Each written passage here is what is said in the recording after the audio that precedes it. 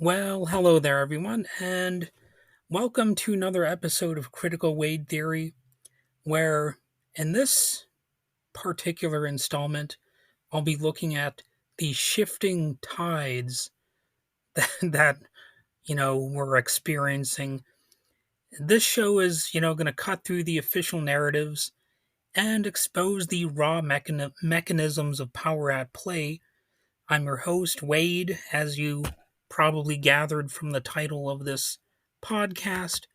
And today we're looking at a series of sweeping, controversial, and in many cases plainly unlawful actions from President Donald Trump.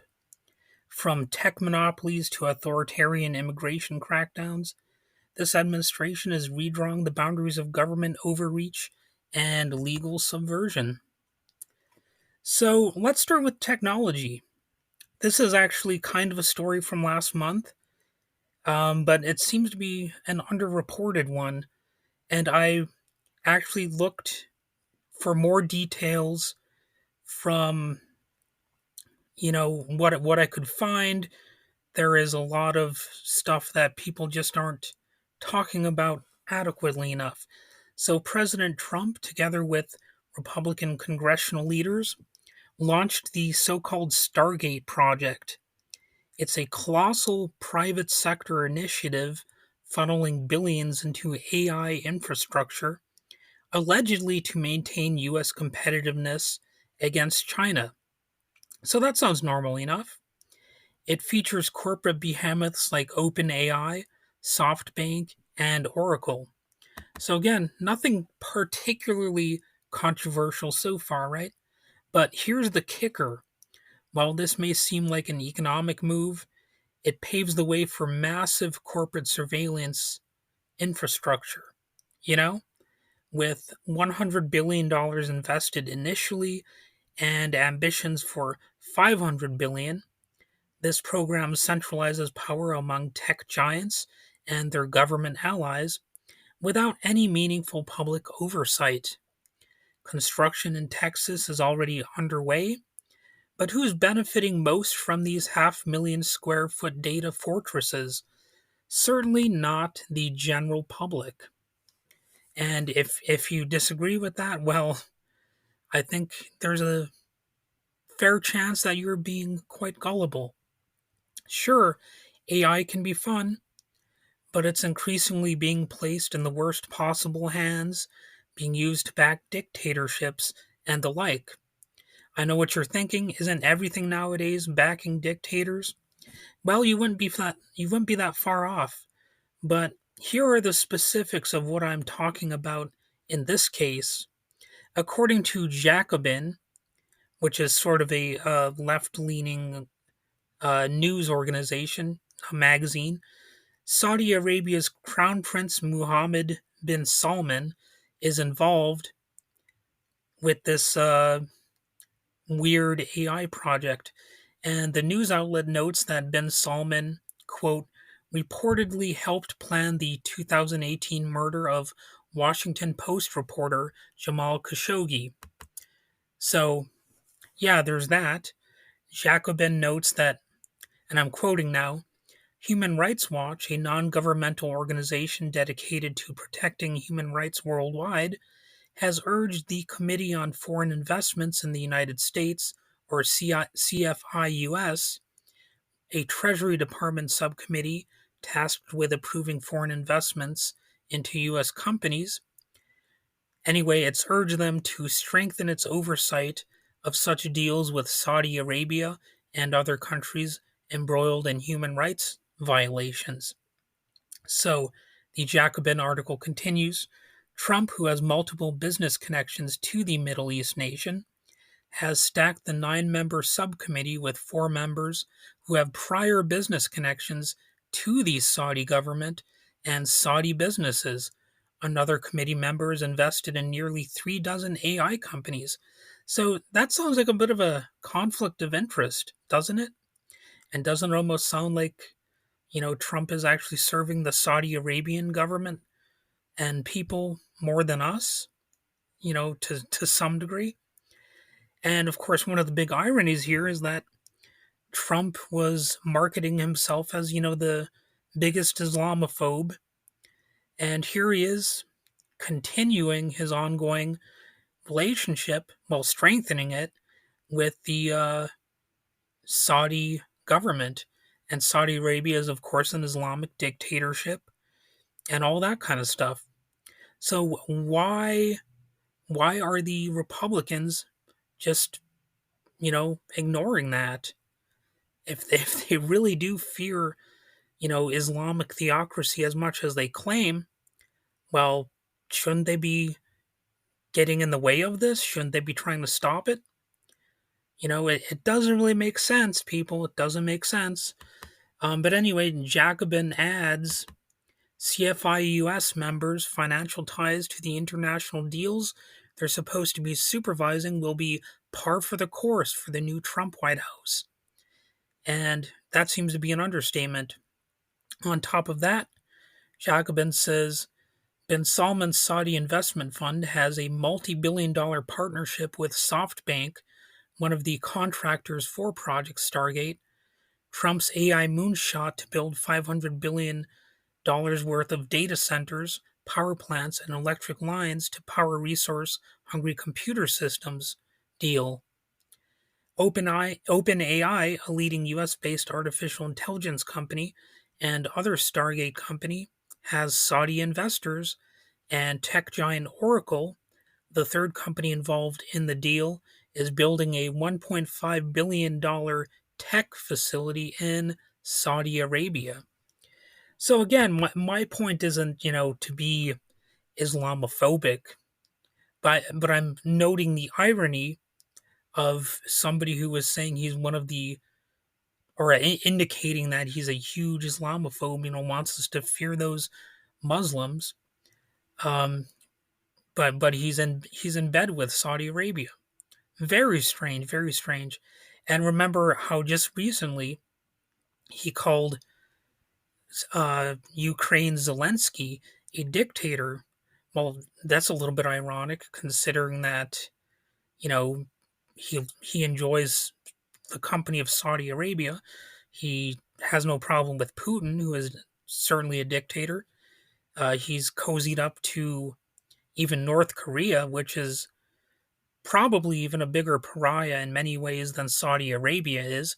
At least in a few instances, Saudi Arabia has actually moderated over the years, but North Korea's gone more extreme. But, uh, famously, Trump said that he exchanged love letters with, the North Korea, uh, I think it was Kim Jong Il at the time, before he kicked the bucket.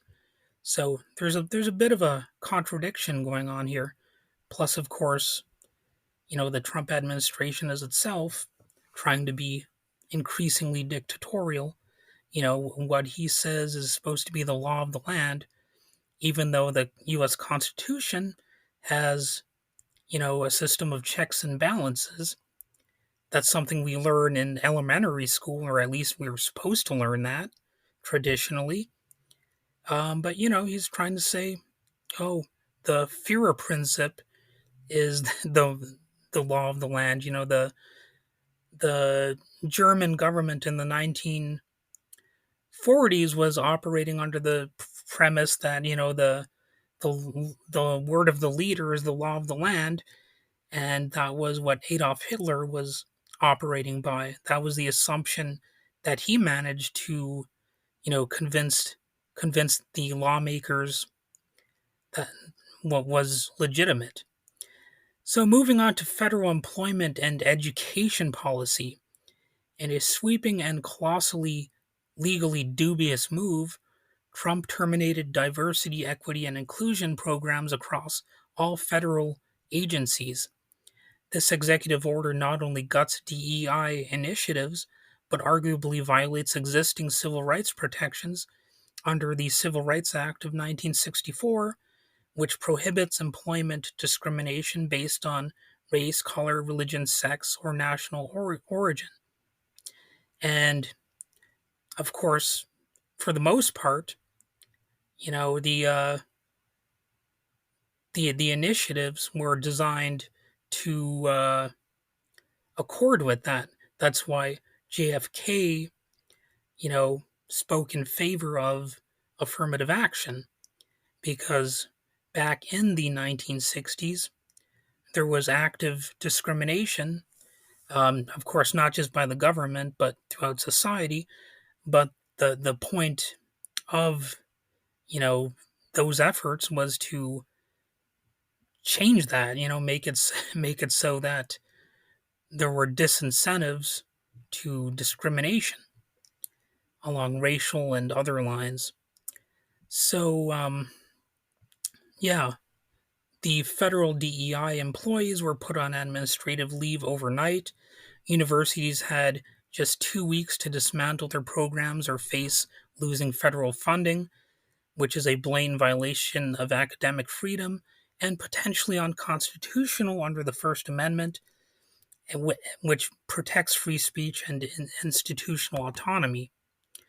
So that's an aspect of this that's kind of being forgotten about, is that it is a violation of the First Amendment to try to censor, you know, the uh, the university from hiring, people who have diverse voices.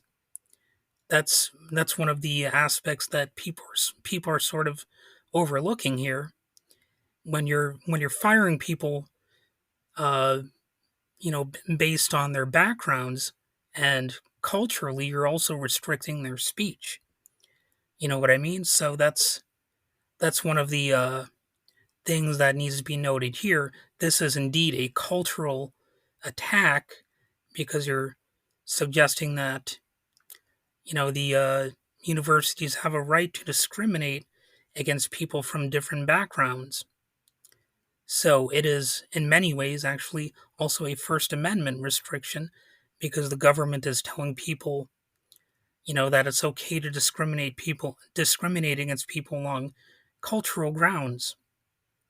So now, for one of the most aggressive power plays yet, of course, there's the immigration policy. Trump declared a national emergency at the southern border, even though there really wasn't one. The far right media coverage is lying about that. It's not to say there's no issue there, but it's not a national emergency. But anyway, he used that to dramatically expand federal immigration enforcement powers, at least if he has his way. This isn't just a tough stance on immigration, it's a direct violation of the Fourth Amendment, which protects against unreasonable searches and seizures. Arrests can now happen in previously protected areas like churches and schools. The administration defends the move as a national security measure, but in reality, it erodes fundamental civil liberties. Where still, Trump is pushing to end birthright citizenship, denying the clear protections of the 14th Amendment, and, he cannot just unilaterally scrap amendments. That's not a power that the president has. Legal challenges are mounting, but the administration seems determined to push past constitutional limits, much like the U.S. Supreme Court itself has done. You know, the the U.S. Supreme Court declared that a president has near absolute immunity, which, of course, was not something that was passed into law by the Congress. So here's where it gets even more obviously dystopian. In a move that borders on authoritarian favoritism, Trump issued sweeping pardons for individuals involved in the January 6th Capitol riots. This includes Stuart Rhodes, leader of the Oath Keepers, whose actions were classified as seditious conspiracy under 18 U.S. Code 2384. And I can say that locally, there was a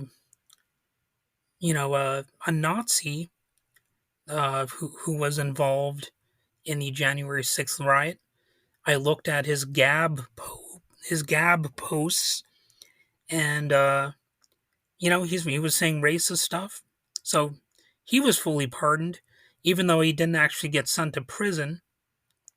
I think he got like a time served sort of thing or something like that. And but now he's given the green light to keep being Nazi like. And yeah, so these pardons undermined the judiciary and effectively reward attempts to dismantle democratic institutions through violence. Even some Republican senators are struggling to justify that naked power grab on behalf of right wing thugs. Finally, a seemingly mundane but significant development: the transition of official White House social media accounts. While this is standard during an administrative change, the Trump team used this routine process to flood platforms with their narrative. Meta, the parent company of Facebook and Instagram automatically transfers followers of accounts like at POTUS and at White House, leaving users involuntarily linked to this administration. You know, it's a relatively minor thing, but still significant. So from unchecked corporate partnerships to constitutional violations and the rehabilitation of insurrectionists, Trump's latest moves reveal a government more concerned with consolidating power than upholding any semblance of law or democratic principles. So, well, that's about it. I've gone over these details. I'm sure some of you out there might disagree with a few things I've said, but I'm reminding you that the structures of power often operate beyond legality, and it's up to us to challenge them. So stay informed, stay defiant, and, you know, stay strong.